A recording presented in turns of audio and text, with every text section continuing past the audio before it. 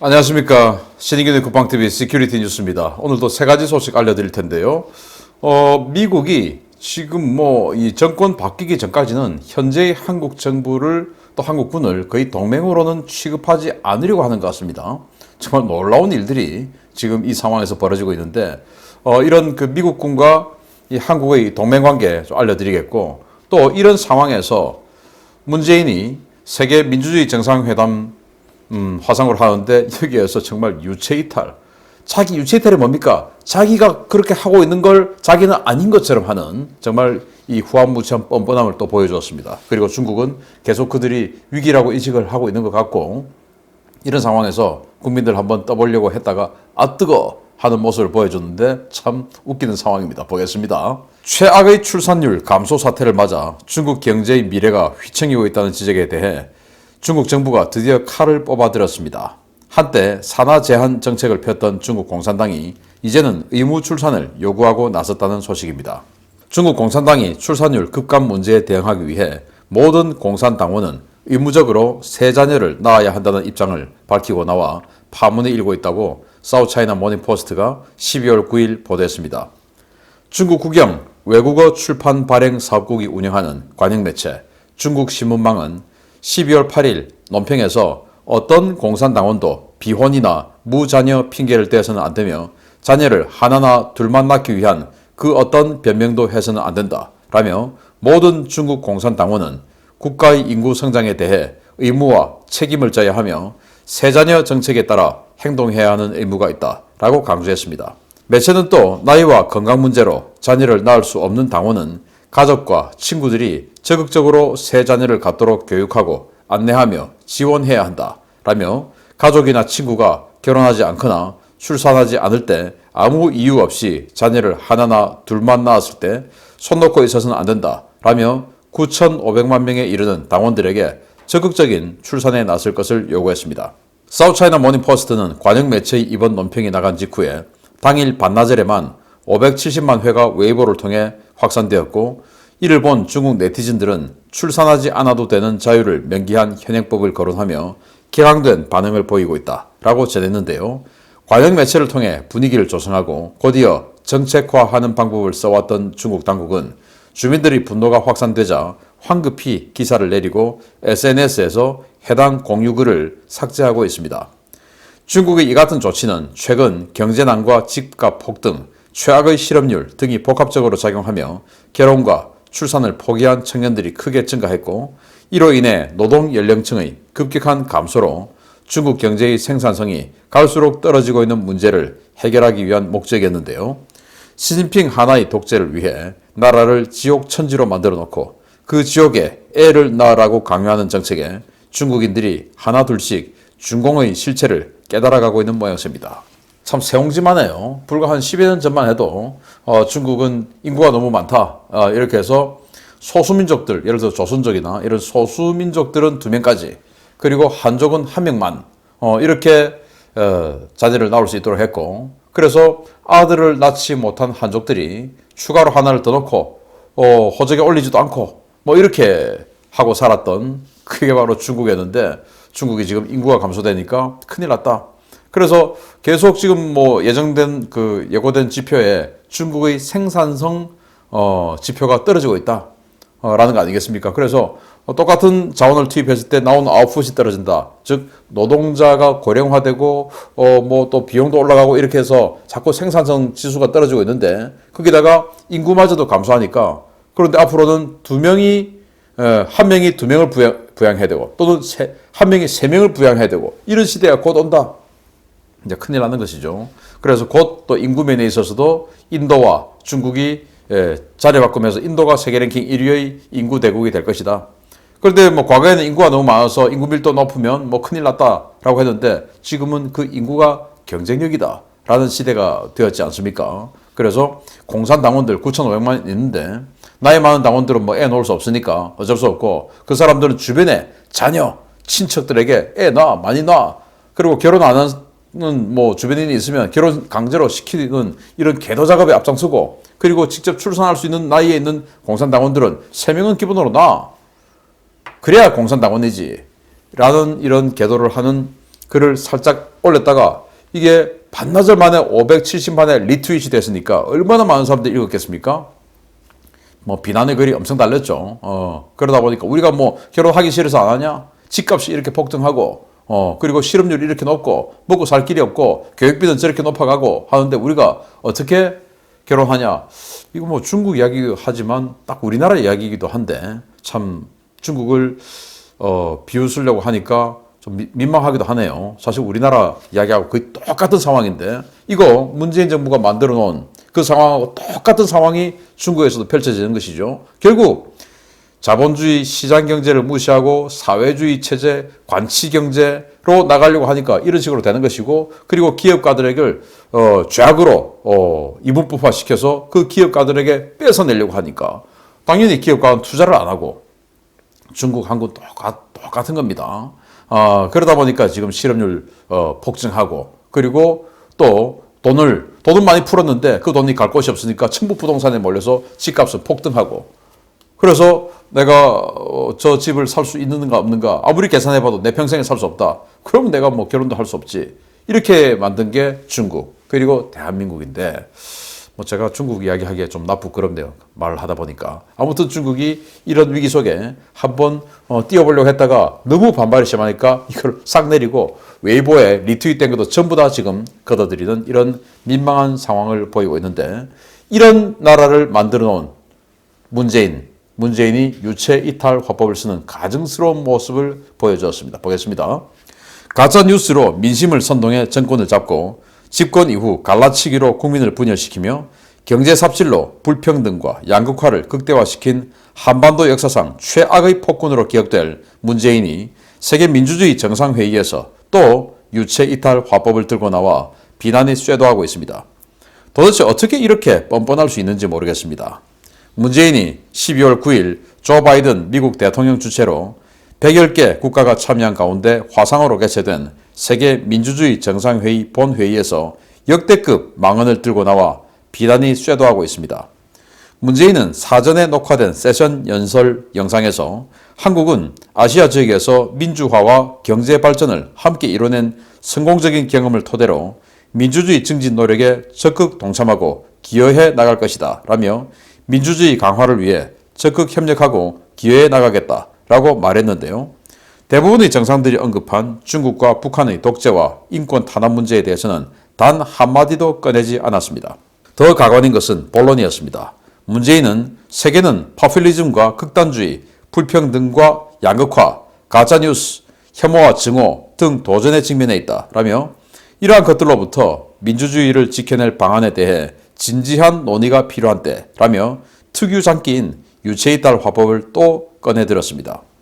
문재인은 개인의 자유와 표현의 자유는 확고히 보장하되 모두를 위한 자유와 조화를 이룰 수 있어야 한다 라며 가짜 뉴스로부터 민주주의를 지킬 자정 능력을 키워야 한다 라고 주장하며 또 가짜 뉴스 프레임으로 정적과 국민 여론을 탄압하겠다는 의지를 가감없이 보여주었습니다.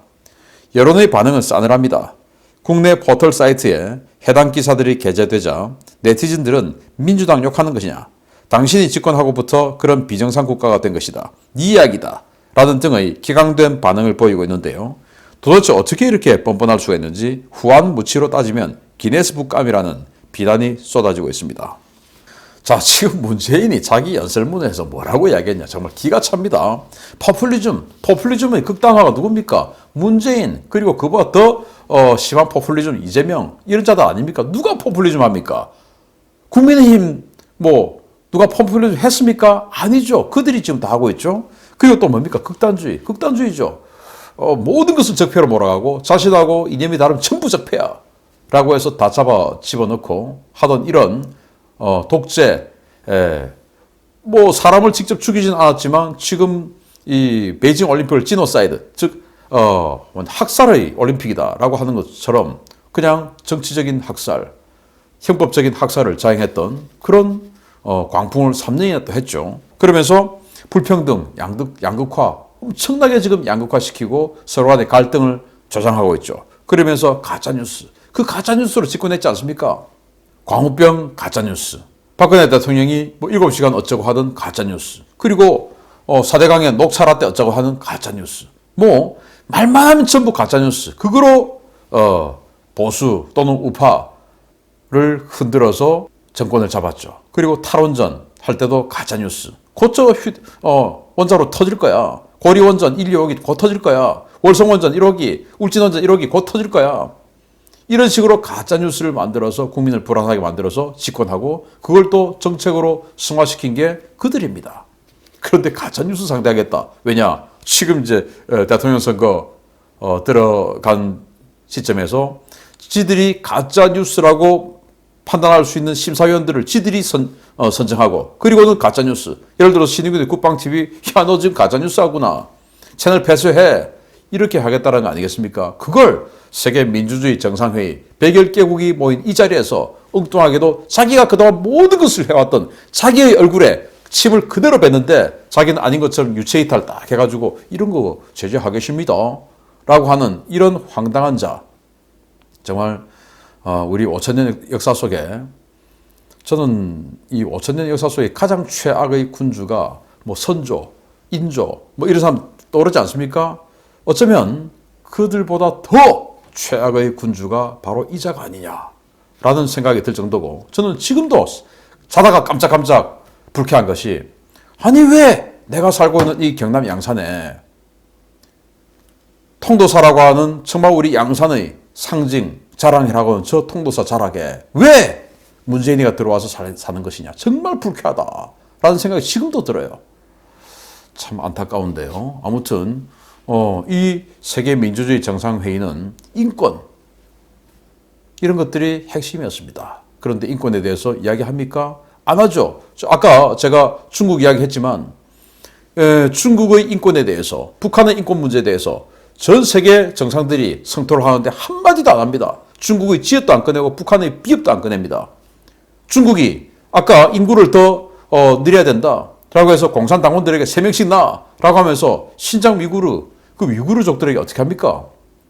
낙태를 강제로 시키고 위구르족끼리 결혼한 사이에서 임신이 됐으면 낙태를 시켜버리고 그리고 강제 불임 시술을 시켜버리고 그렇게 해서 앞으로는 위구르족을 없애겠다 이거죠. 그리고 인물이 괜찮은 위구르족을 또 따로 떼내서 한족하고 강제 결혼시키고 이런 짓을 하고 있는 게 중국이에요. 그 중국에 대해서 한마디도 하지 않은 이 문재인의 뻔뻔함 그러면서 지네들이 그동안 해왔던 모든 것들을 안 한 것처럼 유체이탈해서 딱 나가가지고 비난하고 그리고 앞으로 니들은 다 잡아넣을 거야 라는 이자의 뻔뻔함 정말 내년에 누군가가 처벌 반드시 해야 되지 않냐. 그래서 이자가 양산에서 살지 못하도록 누가 좀 만들어줬으면 좋겠다 라는 생각을 합니다. 세 번째입니다. 미국이 지난 11월 주요 동맹국과 우방국들을 모아 실시한 사상 최대 규모의 사이버전 연합훈련에서 한국군을 배제한 것으로 확인되었습니다. 동맹관계 파탄 정도를 넘어 문재인 정부를 얼마나 믿지 못하는지 여실히 드러나고 있다는 평가입니다. 미 사이버사령부가 지난 11월 15일부터 11월 20일까지 버지니아주 서퍽 합동기지에서 23개국과 함께 사상 최대 규모의 사이버전 수행훈련인 사이버 플래그 21-2 훈련을 실시했다고 미 국방부가 밝혔습니다. 매년 2차례 실시되는 사이버 플래그 훈련은 매번 그 규모가 확대되고 있는 추세인데요. 이같이 사이버전 수행 훈련 규모가 커지는 것은 중국과 러시아, 북한, 이란 등 불량 국가들의 사이버 위협이 갈수록 심화되고 있기 때문입니다.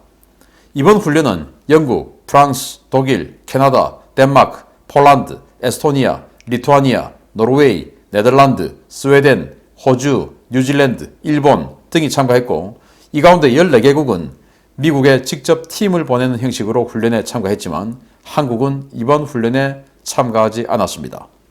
미 국방부는 이번 훈련이 사상 최대 규모로 실시되었으며 이런 연합 사이버전 훈련을 실시하는 것은 사이버 위협이 그만큼 심화되고 확대되어 동맹 및 우방국들과의 통합적 대응이 필요해졌기 때문이라고 강조했는데요. 이번 훈련에 참가한 것으로 확인된 국가들은 미국의 화웨이 제재 등에 동참하고 있는 국가들이라는 공통점을 가지고 있습니다. 미국은 2019년부터 매년 2차례 사이버 플래그 훈련을 실시해 왔지만 한국군이 초청된 적은 단 한 번도 없었는데요. 반세기 넘은 혈맹을 단 4년 만에 파탄낸 정권, 어떤 의미에서 보면 정말 대단한 것 같습니다. 미국이 매년 6월 그리고 11월 이렇게 두 차례 실시하는데 여기 이 훈련을 19년부터 해왔으니까 지금 이제 3년째죠. 한 번도 우리 대한민국을 초청하지 않았다고 하는 놀라운 이야기입니다. 그래서 기자들이 국방부에 문의를 했다라는 거예요. 왜 이 사이버 플래그 훈련에 참가하지 않느냐라고 했더니 국방부의 대답 왈.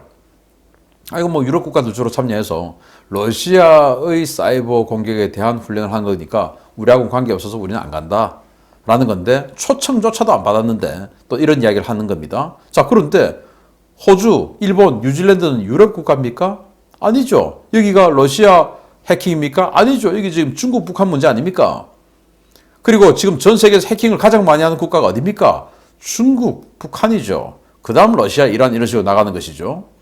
그런데 이걸 러시아 관련한 훈련이다 라는 미친 소리를 국방부 대변인 또는 관계자가 한다는 거, 이거 정말 이런 자들은 반역입니다. 반역. 그래서 왜 이제 이런 훈련들을 여러 국가가 모여서 하는 것이 좋냐라는 것인데요. 일단 중국에서 만약에 미국을 해킹한다, 또는 중국에서 한국을 해킹한다, 또는 한국에게 공격한다, 이런 상황이 되었을 때 당연히 중국에서 바로 들어오는 게 아니고 제3국을 경유해서 아닌 중국 아닌 것처럼 해서 경유해서 들어가죠. 그러면은 이 제3국이라고 할 수 있는 나라들이 많이 엮여 있으면 갑자기 우리가 사용하지 않는 트래픽이 폭증했다. 뭐야? 하고 이제 감시에 들어가는 것이죠. 이렇게 해서 이 사이버를 사이버전을 같이 공유하는 나라들이 많으면 많을수록 이런 부분에 대해서 사전에 억제할 수 있는 능력이 올라간다. 그래서 이제는 통합전 사이버 역량을 구축해야 된다라는 거예요. 맞는 말입니다. 해킹이다, 디도스다, 파이어세일, 뭐 완전히 그냥 다운시켜버리는 파이어세일, 뭐 이런 것들이 들어오는데 이런 부분에 대해서 정말 이게 미사일 한 방 날아가는 것보다 더 엄청난 재앙을 만들어낼 수 있지 않습니까? 예를 들어서 서울 지하철을 해킹해서 그 서울 지하철의 어떤 그 통신 시스템을 완전히 마비시켜가지고 이 지하철 기관사의 눈에 보이는 패널에는 그 다음 역에 비어서 내가 쑥 들어가도 아무 문제가 없다 라고 패널에 뜨게 만들고, 실제로는 그 다음 역에 있는 또 기관차에는 아직 그 다음 차가 출발하지 않았기 때문에 여기에서 대기해라 라는 또 사인이 뜨도록 만들면 어떻게 됩니까? 그 다음 차가 이 대기하고 있는 차를 그냥 들이받아 버리는 것이죠. 이런 엄청난 일들, 또 도시가스를 그냥 뭐 완전히 누출시켜 버린다든지 하는 엄청난 일들, 이거 전부 사이버전으로 만들 수 있는 겁니다. 뭐 금융이나 이런 부분은 그 말할 것도 없고, 이래서 민생에까지도 이런 교통사고, 예를 들어 신호를 갖다가 그냥 바꿔버리는 거예요. 전 사거리를 또는 오거리를 전부 초록불로 만들어버리면 그냥 뭐 아무 생각 없이 가다가 그냥 뭐 사고 나서 몇 차례만 사고 나면 서울 시내 교통 사거리 몇 개만 딱 마비시켜버리면 완전히 마비돼 버리죠. 이런 식으로 해놓고 다른 공격에 들어간다 할 수 있는 겁니다. 이게 바로 사이버의 무서운 겁니다. 이거 같이 해야 되는데 우리가 화웨이 제재 동참하지 않고 화웨이 제품 쓰고 있고 이러니까 어떻게 이 나라를 믿냐. 그리고 또 그 공격을 막아내는 이 상대 국가가 북한, 중국인데 지금 대한민국군을 부르면 이 연합 사이버전의 시나리오라든지 이런 능력이라든지 이런 것들이 실시간으로 북한과 중국으로 들어갈 가능성이 있다라고 의심받는 거 아니겠습니까? 그러니까 우리를 안 부르는 것이죠. 정말 부끄럽고 분노 치밀어 오르기 이를 데 없는데 반드시 바꾸어서 자유민주주의 선봉에서는 그런 국가로 다시 거듭나기를 바라봅니다. 참 안타깝습니다. 마치겠습니다. 감사합니다.